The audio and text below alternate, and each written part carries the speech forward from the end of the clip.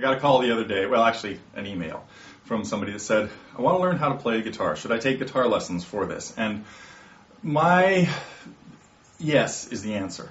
The best thing you can do if you want to learn to play is take guitar lessons. If you don't, you're going to stumble into all kinds of just dark holes, bad habits, and dead ends that will really prevent you from learning. So again, I started taking guitar lessons when I was very young. I was 8 years old, maybe 9. I can't even pin it down right now. And my teacher, surprisingly, I wanted to learn how to play the banjo first. And that was, I think, just because I saw one in the window. Well, we walked into this music store, and the guitar teacher there told me that if I wanted to learn how to play the banjo, what I should really do is take up the guitar first. And then I could learn how to play some chords, and eventually finger picking, then head into banjo if that was still what I wanted to do. I thought, okay, well, that's great. He knows what he's talking about. So I'm really glad I found a good teacher. Bill Munday, by the way, was his name, Munday. I really owe a lot of my musical progression to stuff I learned from my teacher, Bill, when I was 8 or 9 years old. So anyway, the thing about lessons is, if you get started with a good teacher who will start you off with good techniques, that's the most important thing.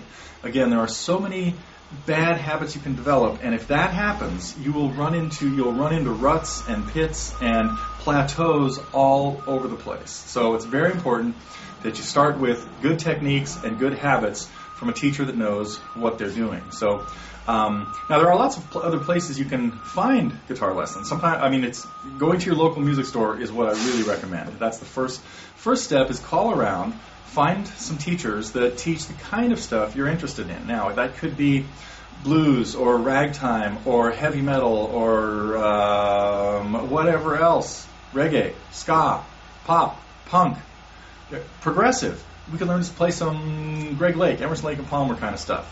Great things. And actually, some songs that you would be surprised are, you'd be surprised at how easy some songs are that you might think are very difficult. So don't be put off by thinking that, I can't learn anything by those guys because they're really good or anything. So, but this is again what a good teacher can do for you, is help you sort out the good paths from the bad paths, and make sure that you're coming in with good technique. And the other thing about lessons is that you kind of now have you're on a program. You're going to learn a little bit of stuff the first week, a little more the next week, and you're going to practice every day. That's a really important part of it. So when people come to me to take lessons, I tell them, I'm with you. We're going to have a 30-minute lesson or a 45-minute lesson once a week, but you need to put in at least that much time every day on your own, aside from what we're working on here. So it really is the best way to get started, because if you just start playing with your friends and they start showing you things, you're going to pick up their bad habits. So finding a good teacher is the number one thing you need to do when you're thinking about learning the guitar.